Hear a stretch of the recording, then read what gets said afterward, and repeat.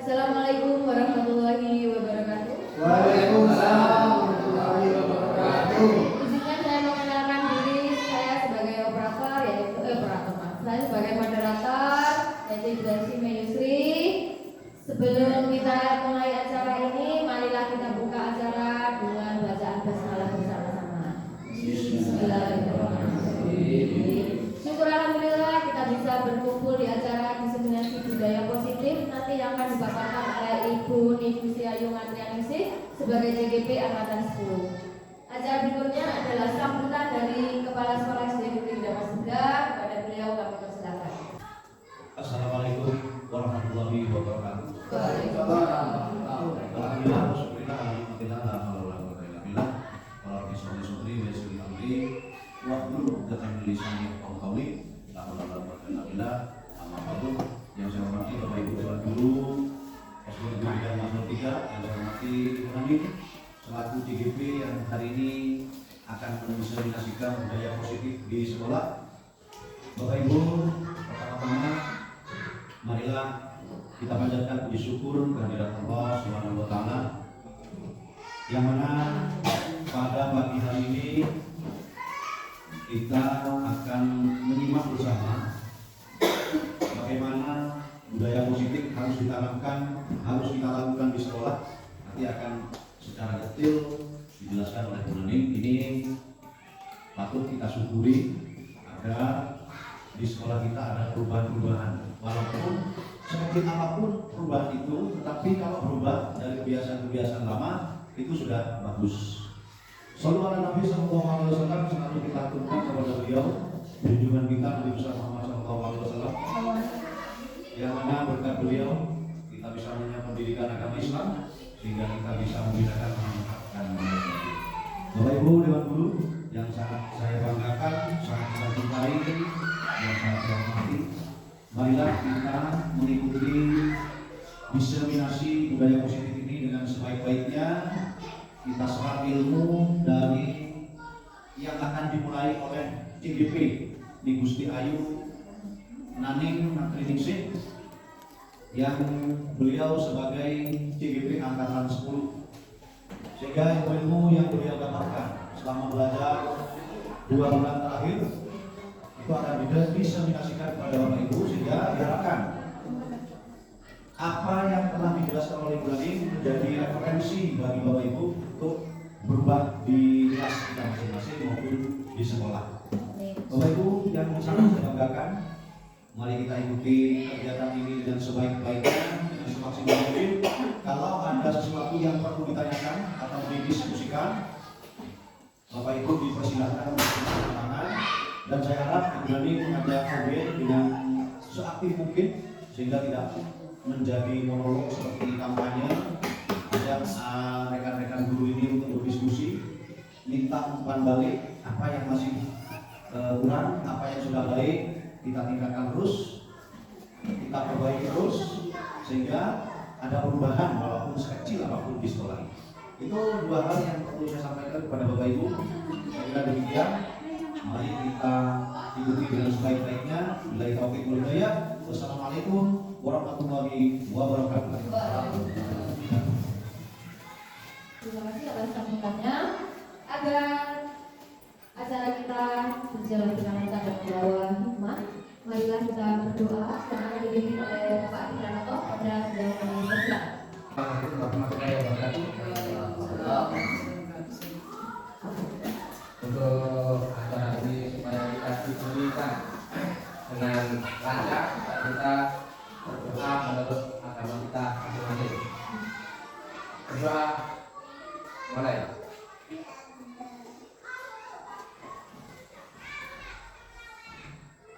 Selesai.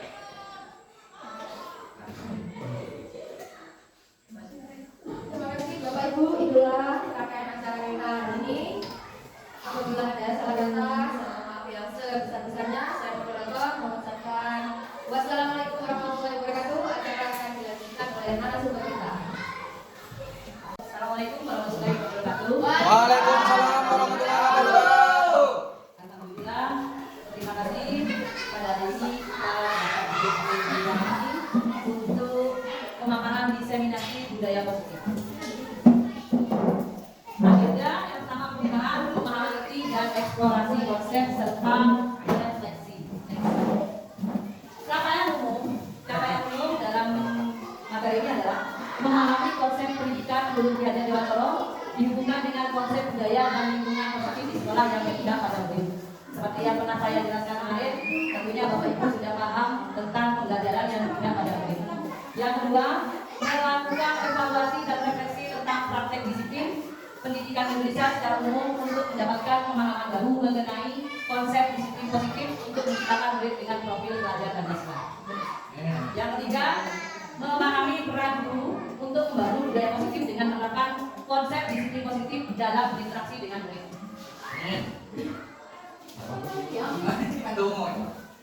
Di sini ada pertanyaan matrik Bapak Ibu. Hukuman, setujukah Bapak Ibu yang masuk dengan hukuman dapat mendisiplinkan anak? Yang kedua, pemberian hukuman dengan hal positif seperti membaca atau membersihkan halaman sekolah dapat meningkatkan disiplin anak. Yang ketiga, ya Bapak Ibu, nanti saya akan berikan sebuah kertas. Jadi Bapak Ibu bisa menuliskan dari ketiga pertanyaan ini, setuju atau tidak Ibu tentang ketiga pertanyaan ini. Saya bagikan dan Ibu bisa menuangkan pendapat Ibu di dalam kertas positif ini.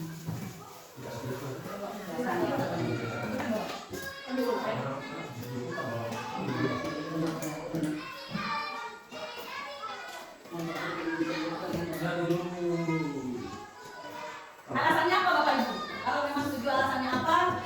Tidak setuju alasannya apa? Bapak bisa pakai pel di tangan? Ya gerak.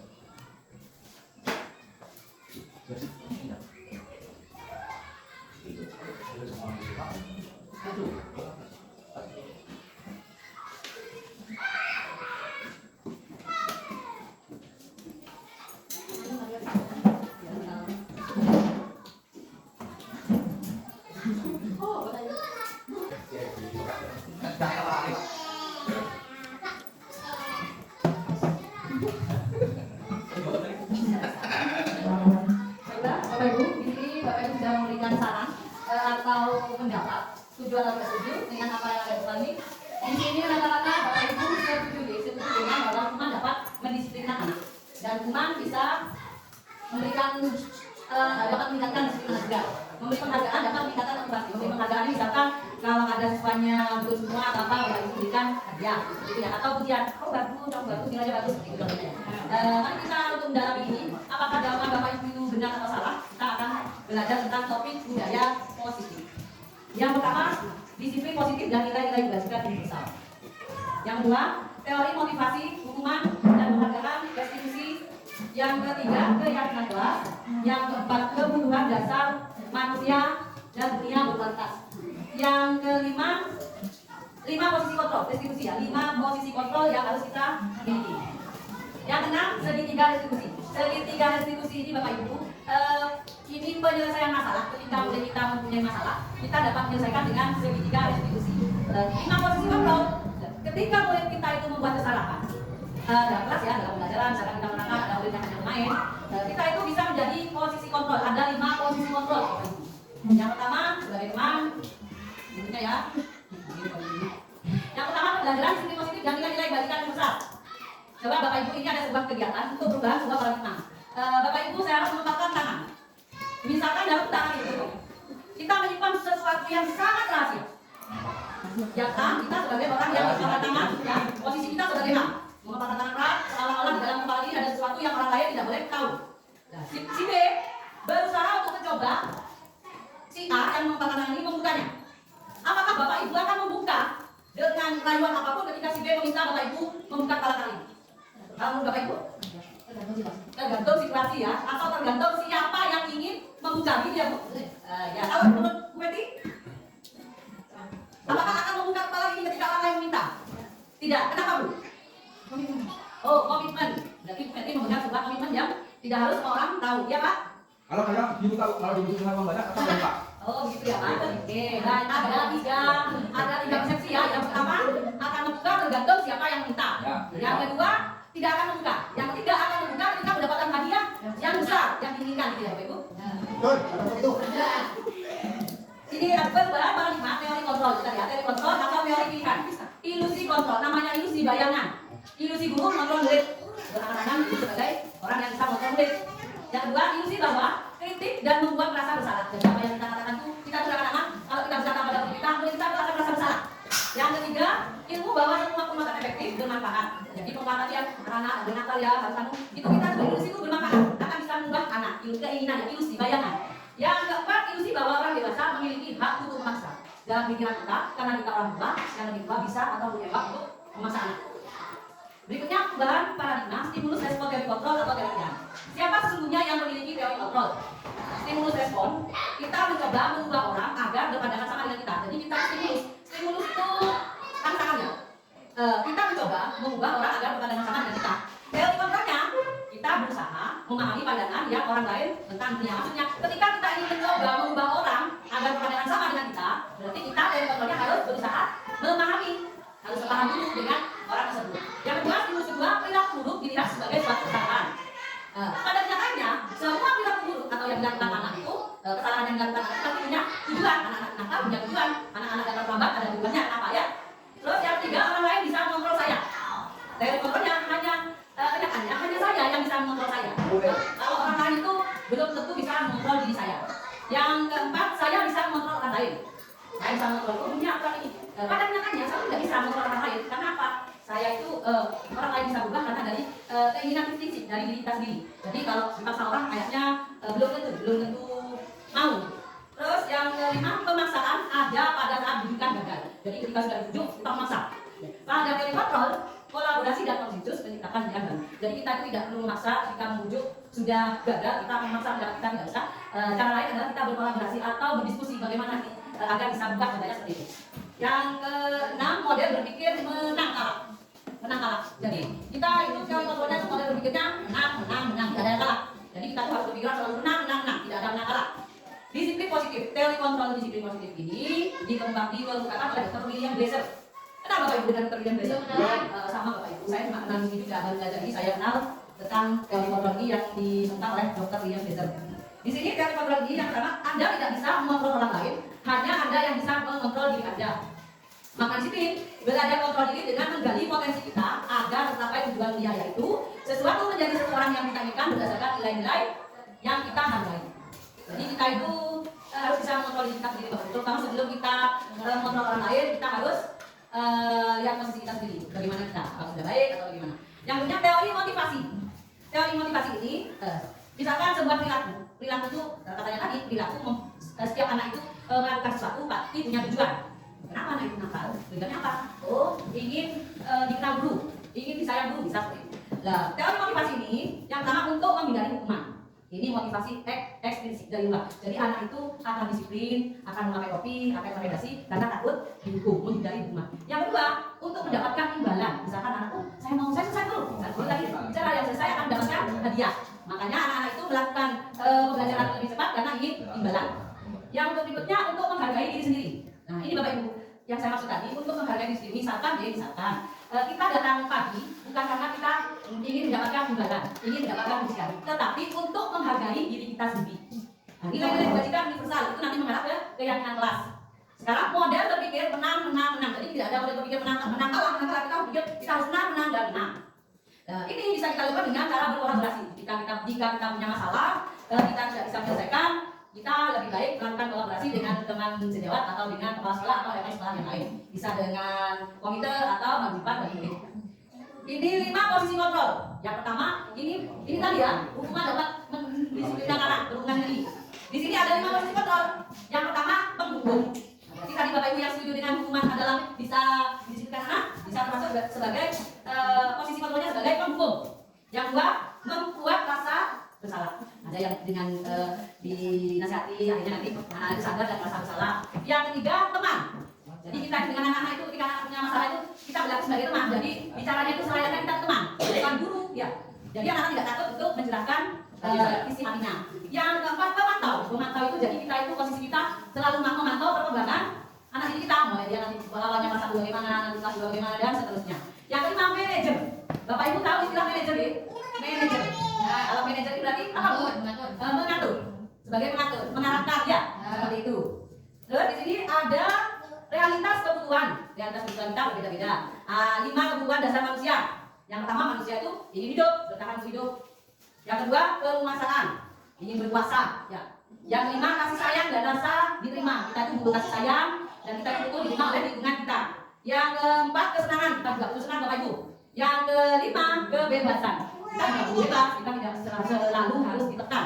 Apalagi kita sekarang di kurikulum merdeka, jadi kita selagi itu positif, kita tidak akan bersalah ketika kita akan melakukan kegiatan tersebut. Di sini segitiga restitusi.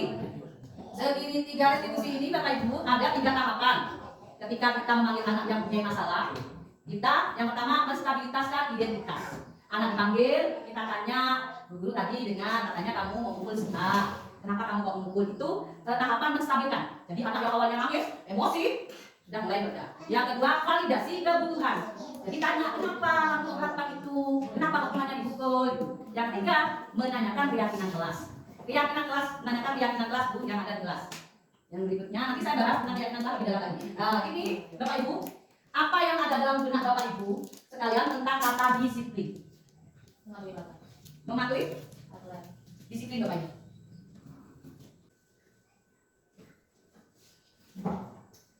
Iya, sampai.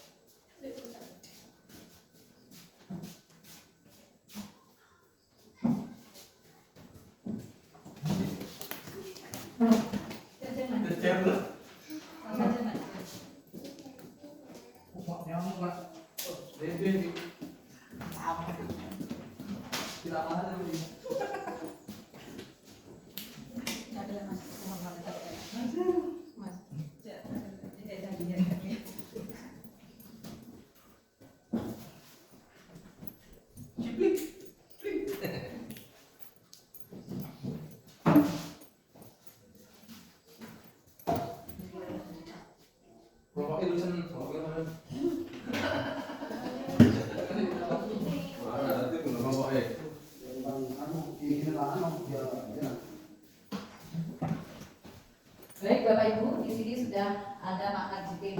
Yang inti dari semua yang Bapak Ibu jawab adalah disiplin itu adalah mentaati sebuah aturan atau berperilaku sesuai dengan aturan serta di sini patuh terhadap satu hal yang merupakan tanggung jawab. Jadi karena punya tanggung jawab makanya kita disiplin. Kontrol diri seseorang dalam melakukan kegiatan sehari-hari. Jadi disiplin adalah taat atau patuh terhadap apa yang telah menjadi aturan sama. Di sini saya simpulkan, menurut Bapak Ibu disiplin itu adalah taat dan patuh atau berperilaku yang patuh sesuai dengan aturan yang ada. Di sini Bapak Ibu bisa lihat apa makna disiplin. Disiplin berasal dari bahasa Latin disciplina yang artinya belajar. Makna asal dari kata ini berkonotasi dengan disiplin diri dari murid Sokrates dan Plato. Disiplin diri membuat orang menggali potensinya menuju sebuah tujuan apa yang dia hargai. Namun dalam budaya kita, makna kata disiplin telah berubah menjadi sesuatu yang dilakukan seseorang pada orang lain untuk mendapatkan kepatuhan. Kecenderungan umum adalah menghubungkan kata disiplin dengan ketidaknyamanan, bukan dengan apa yang kita hargai atau pencapaian suatu tujuan mulia. Nah, ini tadi nilai-nilai kebajikan universal, ya Bapak Ibu paham. Nilai-nilai kebajikan adalah sifat-sifat positif manusia yang merupakan tujuan mulia yang ingin dicapai setiap individu. Jadi nilai-nilai atau sifat-sifat positif yang kita terapkan untuk mencapai sebuah tujuan. Nilai-nilai tersebut bersifat universal. Universal itu luas, lintas bahasa, jadi tidak terbatas ya, lintas bahasa, lintas suku ataupun agama yang menjadi latar belakangnya. Setiap perilaku atau perbuatan memiliki suatu tujuan. Menurut Dr. William Blaser pada teori kontrol, dengan mengaitkan nilai-nilai kebajikan yang diyakini seolah-olah, maka motivasi intrinsiknya akan terbangun. Intrinsik ini motivasi dari dalam diri kita sendiri, sehingga menggerakkan motivasi dari dalam untuk mencapai tujuan mulia yang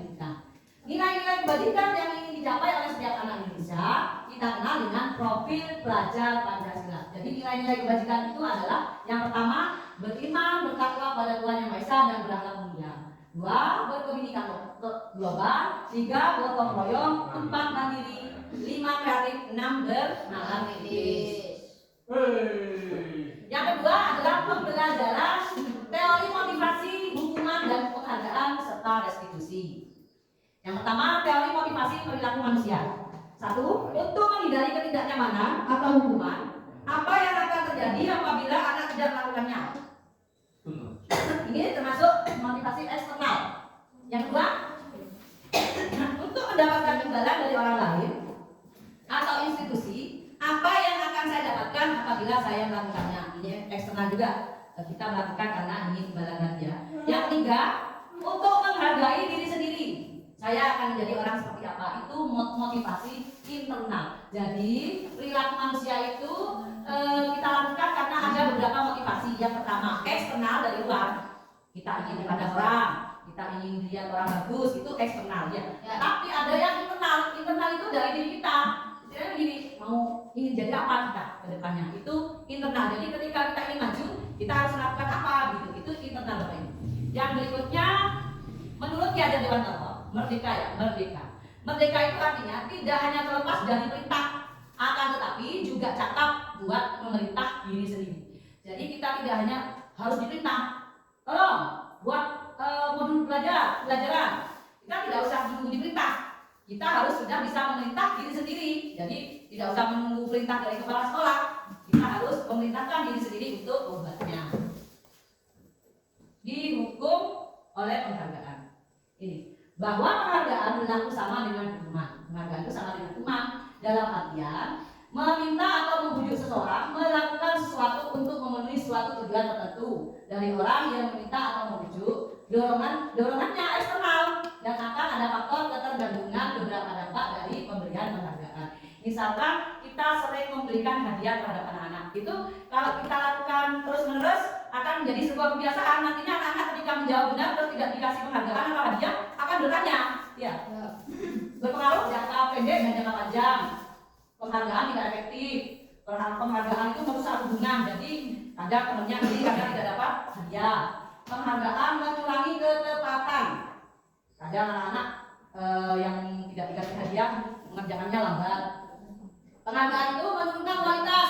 Karena apa? Anak-anak belajar mengerjakan dengan baik bukan hanya karena ingin dirinya pintar, tapi karena ingin penghargaan. Penghargaan itu mematikan kreativitas. Jadi anak-anak itu kurang kreatif karena pemikirannya hanya penghargaan, hadiah dan hadiah. Penghargaan itu menghukum. Jadi bisa menjadi hukuman bagi yang mendapatkan. Jadi ketika dia berlaku baik atau tidak mendapatkan penghargaan, kecewa sama dengan hukum. Ternyata saya sudah susah-susah, ternyata tidak dapat apa-apa. Penghargaan mengurangi motivasi intrinsik. Jadi tidak menambah kemajuan. Karena apa? Pikirannya hanya hadiah. Tidak ingin berubah. Bentuk program kebajikan.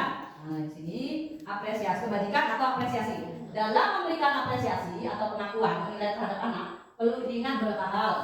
Beri pengakuan secara khusus, pengakuan secara pribadi, pengakuan kepada semua murid bergantian, beri pengakuan secara konsisten, fokus pada proses. Jadi dalam beri pengakuan itu kadang dipanggil anaknya, kamu bagus, nilai kamu bagus, yang lainnya, baju kamu bagus. Jadi kita menilai anak kan tidak sama secara khusus ya, pengakuan secara pribadi. Jadi kita mengakui anak didik kita itu kita akui semua yang ini begini, yang ini begini gitu. Fokus pada proses. Jadi kita lihat dalam proses pembelajaran.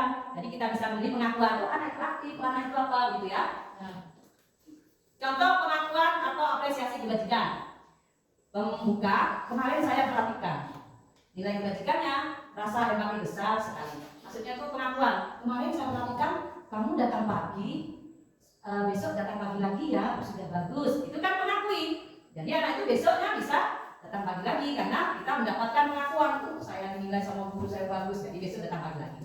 Terus yang kedua, saya menghargai kepedulianmu. Jadi iya, misalkan ada anak yang alasan kenapa tidak pakai topi saya hilang bu, dicuci dan sebagainya. Kita memberi penghargaan dia, nggak apa-apa, besok tidak boleh begitu lagi ya. Terus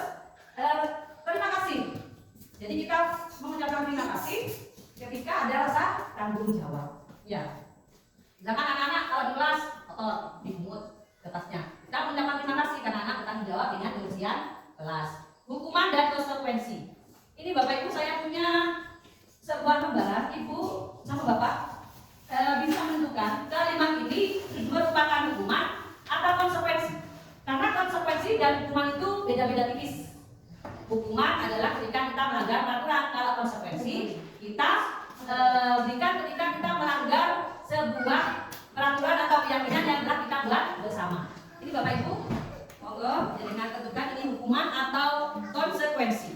Konsekuensi dari yang kita lakukan. Misalkan hari Senin datang kesiangan, terlambat, bangun siang, jadi konsekuensinya akan terlambat datang ke sekolah.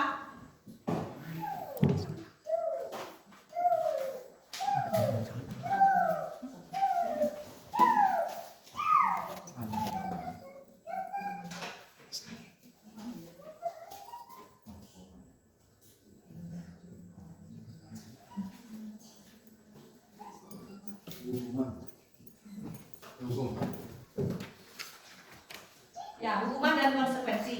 Kalau hukuman itu terencana, tidak terencana hukuman itu. Tidak terencana kita dapat hukuman. Misalkan kita di sekolah, kita kan tidak ingin dihukum, tapi karena kesalahan yang kita lakukan kita dapat hukuman. Kalau konsekuensi itu terencana.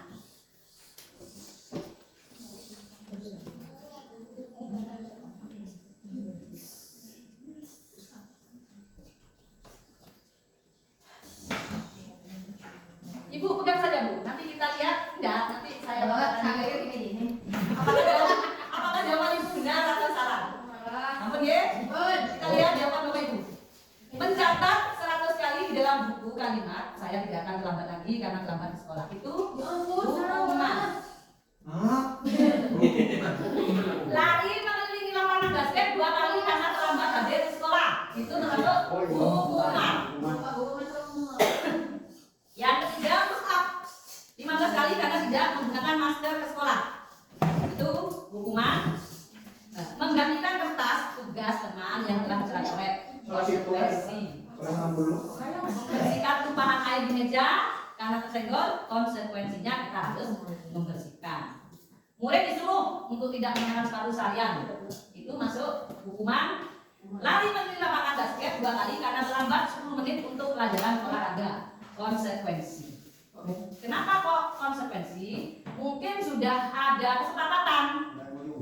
Ya, Bapak olahraga mengatakan besok kalau ada yang telat 10 menit akan lari lapangan basket 2 kali. Jadi anak-anak berusaha tidak terlambat karena konsekuensinya akan lari lapangan 2 kali.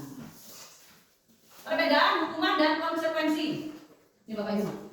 Hukuman adalah sesuatu yang menyakitkan ketika harus terjadi. Kalau yang dapat hukuman akan sakit hati dan sebagainya. Konsekuensinya sesuatu harus terjadi. Yang kedua, hukuman membuat anak sakit bukan di fisik maupun hati. Kadang anak ketika kita hukum bukan tambah patuh tapi tambah jengkel, ya, tambah marah. Konsekuensi itu membuat anak merasa tidak nyaman dalam jangka waktu pendek. Tidak nyaman karena menjalankan konsekuensi yang harus dia lakukan. Anak membenci kedisiplinan, ketika itu anak itu benci, malas. Yang konsekuensi anak menghargai disiplin. Kalau paksaan, hukuman itu merupakan paksa, jadi anak harus dipaksa. Misalkan harusnya panjang, anak harus potong rambut kan dipaksa. Stimulus, kalau konsekuensi itu tantangan. Stimulus itu paksaan. Mendorong anak menyakiti diri sendiri. Akhirnya anak kadang setelah kita panggil di kantor, anak itu akan marah gitu, kadang menyakiti diri, mengumpul tembok atau mengumpul temannya kadang. Yang berikutnya anak belajar untuk menyembunyikan kesalahan. Jadi karena saat dihukum, anak itu meskipun melakukan kesalahan akan menghindar dari kesalahan yang dia lakukan, disembunyi.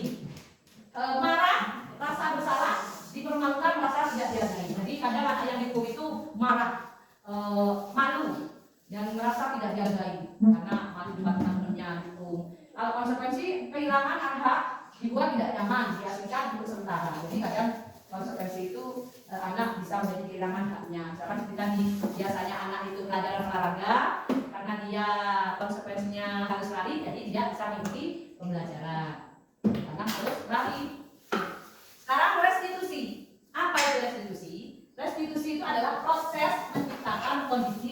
murid untuk memperbaiki kesalahan mereka.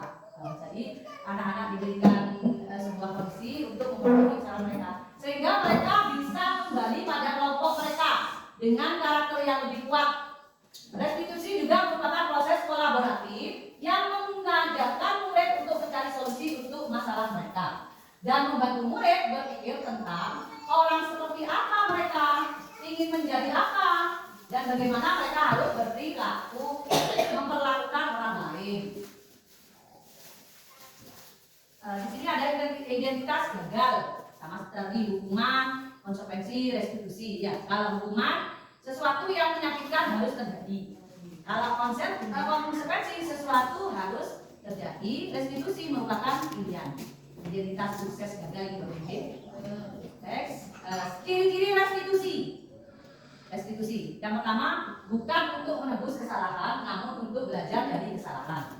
Yang kedua, memperbaiki hubungan. 3, tawaran. Jadi kita menawarkan bukan memaksa. Yang keempat, restitusi menuntut untuk melihat ke dalam diri. Yang kelima, restitusi mencari kebutuhan dasar yang mendasari tindakan. Yang enam, restitusi diri adalah cara yang paling baik. 7, restitusi fokus pada karakter. Jadi kita fokus pada karakter anak bukan tindakan. Yang kedelapan, restitusi fokus pada solusi. Jadi ketika melakukan restitusi kita itu memberikan solusi atau mencari masalah bagi anak yang bermasalah. Restitusi mengembalikan murid yang berbuat salah pada kelompoknya. Jadi ketika anak itu berbuat salah kita panggil, kita beri pemecahan masalah. Setelah itu kita mengembalikan pada kelompoknya lagi. Yang ketiga, keyakinan kelas Bapak Ibu. Mengapa keyakinan kelas tidak peraturan saja? Mengapa harus keyakinan kelas? Ini, mengapa kita memiliki peraturan harus menggunakan helm bila mengendarai kendaraan roda 2? Kenapa? Kita tahu. Yang berikutnya, kenapa kita memiliki peraturan 3M? Menggunakan masker, mencuci tangan, dan menjaga jarak. Mengapa kita memiliki peraturan harus datang tepat waktu saat mengikuti pelajaran? Kenapa? Karena apa? Kita sudah punya keyakinan ketika kita tidak menggunakan helm dalam berkendara, ketika kecelakaan akan menjadi yang berbahaya dan kota dan luka-luka. Yang kedua, mengapa kita memiliki peraturan 3M? Nantinya takutnya kita ketika tertular, konsekuensinya kita akan sakit. Mengapa kita memiliki peraturan harus datang tepat waktu saat mengikuti pelatihan atau pelajaran? Apa? Ketika kita terlambat, kita akan melewatkan pelajaran. Ya. Untuk mendukung motivasi intrinsik dari dalam, kembali ke nilai-nilai keyakinan yang menggerakkan seorang dibandingkan mengikuti serangkaian peraturan. Jadi semua yang kita lakukan harus kembali kepada diri kita sendiri, Bapak Ibu. Yang pertama, kesepakatan kelas. Ini ada kesepakatan kelas, dari kesepakatan kelas menjadi keyakinan kelas, terus lingkungan positif dan budaya positif. Kesepakatan kelas, ya. Berikutnya, alurnya dari sehingga jadi budaya positif itu yang pertama ada kesepakatan kelas, Kak. Yang kedua keyakinan kelas, yang ketika keyakinan kelas sudah terjalin akan membuat lingkungan yang positif. Karena lingkungan sudah positif akan menjadi budaya positif. Ini mana yang merupakan keyakinan kelas? Yang mana? Dua. Yang lain? Yang keyakinan kelas yang mana? Keyakinan kelas itu kesepakatan yang dibuat bersama-sama oleh seluruh anggota kelas, warga kelas. Jadi ketika keyakinan itu dilanggar akan mendapatkan konsekuensi karena sudah disepakati. Yang mana yang merupakan keyakinan? Dua. Yang lain? Satu. Kenapa Bu? WK kok satu? Kan keyakinan kelas. Kan yang melanggar akan dihukum seperti yang bawa sampah pada tempatnya. Konsekuensi itu yang akan kita dapatkan ketika melanggar keyakinan kelas. Betul kata BK. Yang merupakan keyakinan kelas adalah yang pertama, karena di situ kita sepakat berdoa sebelum kita bisa seperti kemarin ya Bu, contohkan anak-anak apa yang harus kita lakukan ya. Yang pertama berdoa sebelum dan sudah pelajaran. Yang kedua datang tepat waktu dan mengucapkan salam. 3 aktif dalam pembelajaran. Yang keempat membuang sampah pada tempatnya. Karena kita sudah mempunyai keyakinan apabila kita melanggar, kita akan mendapatkan konsekuensi, bukan hukuman ya. Konsekuensi maksudnya sudah paham. Nanti setelah kita membuat ini, kita bagi yang melanggar akan mendapatkan apa? Kita sudah kesepakatan, jadi tidak usah dihukum, sadar diri anak-anak itu ya.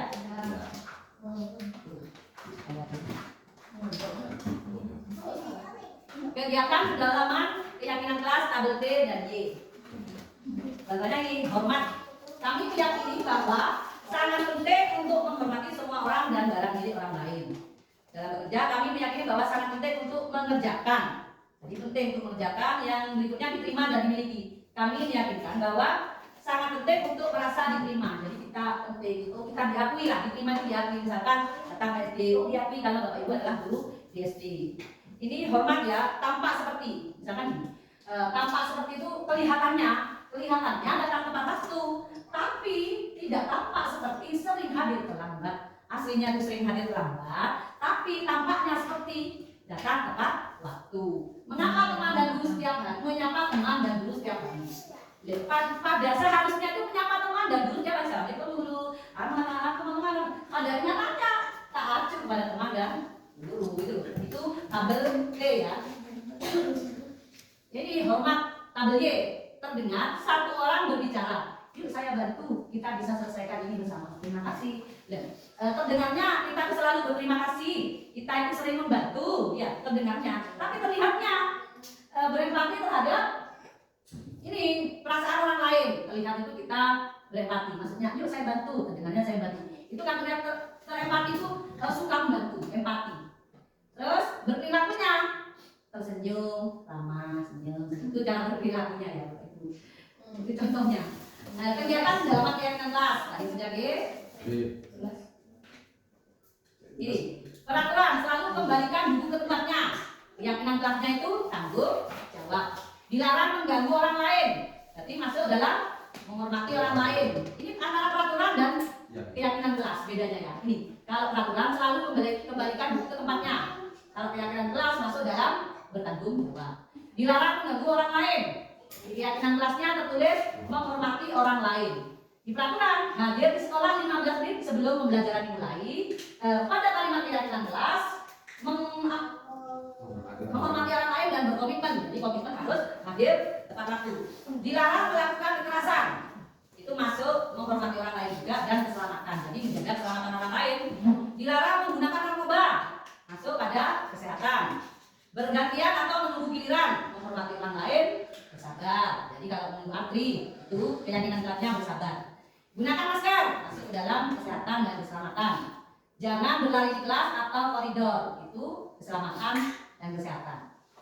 Keempat, sekarang kebutuhan dasar manusia. Di sini kita akan membahas tentang kebutuhan dasar manusia.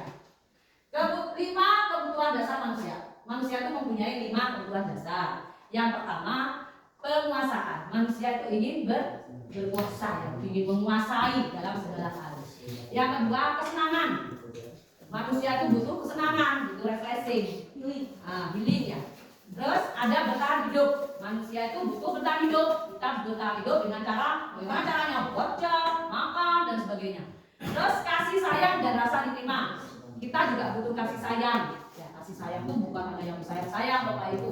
Jadi kita itu sesama teman saling apa ya, mengingatkan karena rasa sayang tadi. Yang kelima, kebebasan. Jadi kita butuh bebas. Seperti katanya tadi, kita butuh bebas, kita tidak tertekan karena hanya disuruh oleh atasan. Jadi itu kita bebas menyuruh diri kita sendiri untuk melakukan perubahan. Jangan disuruh ditunggu untuk disuruh gitu, dipaksa. Kita bebas menentukan apa yang akan kita lakukan. Di sini ada Ibu Ambar, guru wali kelas 2 di SD Pelitahan, sedang menghadapi ulah salah satu murid di kelasnya. Doni beberapa anak di kelas 2 telah datang padanya dan menemukan Doni seringkali meminta bekal makan siang mereka dengan paksa. Jika Anda menghadapi situasi seperti ini, Ibu Ambar, apa yang akan Anda lakukan menurut Anda? Kira-kira apa alasan Doni melakukan ini? Iya. BK, apa yang akan lakukan ketika BK? Jadi Ibu Ambar menanyakan baik-baik kepada saudara mereka, menanyakan baik-baik pada Doni, mengapa melakukan hal tersebut. Ini termasuk di ini ada sisi jawaban tuh. Dalam kasus Doni di atas, apabila Doni ketika ditanya oleh Ibu Ambar, karena ia lapar dan orang tuanya tidak membawakan bekal, itu katanya mereka tadi menanyakan kenapa Doni melakukan itu. Dan ada sisi jawaban, Doni melakukan itu karena Doni lapar dan bawakan bekal. Ya. Yang kelima, posisi kontrol. Ya, 5 posisi kontrol. Yang pertama, posisi kita sebagai posisi kontrol. Yang pertama adalah penghukum. Itu Bapak Ibu berbuat menghadik, misalkan menghukum, menghadik, menunjuk, menyakiti, meninjil, itu ya. Itu penghukum. Membuat orang bersalah, guru itu biasanya berceramah, bercerita, mengatakan seharusnya kamu tidak boleh begitu, ibu sangat kecewa, kenapa kamu seperti itu. Nah, itu membuat rasa bersalah. Terus sebagai teman, membuatkan alasan-alasan untuk muridnya. Maksudnya jangan seperti itu, nanti kalau kamu butuh alasan, berikan alasan gitu. Masa kamu tidak tahu kalau itu salah gitu. Memantau, menghitung dan mengukur. Maksudnya itu apa peraturannya? Jadi memantau. Jadi kita mengingatkan kembali pada anak tentang peraturan yang ada, kelas yang ada. Terus manajer mengajukan pertanyaan-pertanyaan. Apa yang kita yakini, apa yang bisa kita kerjakan untuk membayar. Jadi manajer itu kita sebagai manajer itu harus gini. Bagaimana kita bisa pintar, bisa mencapai cita-cita. Jadi kita sebagai manajer sebenarnya kan, kalau kamu ingin nilainya bagus, apa yang harus kamu lakukan berikutnya? Nah, seperti itu pertanyaan sebagai posisi manajer Bapak Ibu. Contoh perkataan. Pernyataannya, saya kecewa sekali dengan kamu. Posisi kontrol apa itu?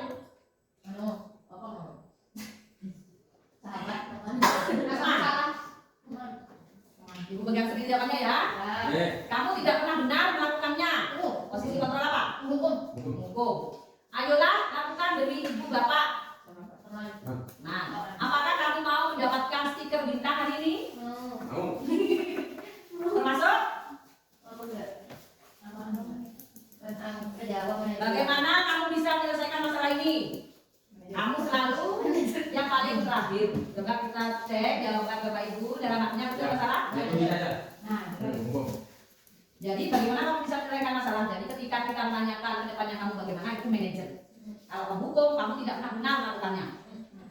Saya kecewa itu membuat merasa bersalah. Jadi sangat kecewa. Mungkin anak-anak kalau dengan halus akan merasa bersalah. Yang keenam adalah segitiga restitusi. Segitiga restitusi. Ini adalah tahapan kita dalam menyelesaikan masalah. Yang pertama, yang tindakan yang harus kita lakukan adalah validasi tindakan yang salah. Jadi kita mencari kenapa, ada apa, memanggil anak. Yang pertama itu ya, menstabilkan. Yang pertama yang harus kita lakukan itu menstabilkan. Jadi ketika anak tertekan, ada misalkan anak tertekan, kan masih dalam emosi. Mungkin pasti kita panggil, kita harus menstabilkan identitas. Jadi kita bertanya, ada apa sih gitu sih. Nah, menstabilkan itu maksudnya membuat anak itu tenang, ya. Yang kedua, validasi tindakan yang salah. Setelah anak tenang, baru kita bertanya, ini kenapa tadi? Wah, langsung anak kan menceritain itu. Nah, kita mengucapkan kata lagi, di sini Bapak Ibu tidak mencari siapa yang salah. Jadi itu pertanyaan di validasi tindakan yang salah. Yang berikutnya, ketika anak sudah menyampaikan, kita sudah memberikan, kita menanyakan keyakinan kelas. Jadi kita tanyakan, kita sebelumnya sudah bukan membuat keyakinan kelas. Jadi kita kembalikan tindakan yang kamu lakukan ini melanggar keyakinan kelas yang mana? Bapak Ibu. Ini yang pertama menstabilkan identitas ya. Jadi untuk membuat anak merasa gagal karena berbuat salah menjadi positif terhadap dirinya. Berbuat salah itu hal yang manusiawi. Ini kata-katanya Bapak Ibu. Ketika kita menstabilkan identitas, ketika ada anak didik kita yang mendengar ini contoh kata-kata menstabilkan identitas, membuat salah itu hal yang manusiawi. Bukan hanya kamu saja yang salah, gitu ya. Dan berikutnya yang kedua, validasi tindakan yang salah. Seperti kata saya tadi, kamu bisa saja kan melakukan hal yang lebih buruk, tapi kamu tidak melakukannya kan? Ini contohnya. Berikutnya menanyakan keyakinan kelas. Tadi apa nilai yang kita percaya di kelas kita? Nilai-nilai universal. Jadi kembalikan lagi ke anak. Ingat, intervensi ini bisa membuat. Terima kasih sudah selesai pemaparan yang saya lakukan. Bapak Ibu, tadi adalah pemaparan diseminasi budaya positif yang saya lakukan.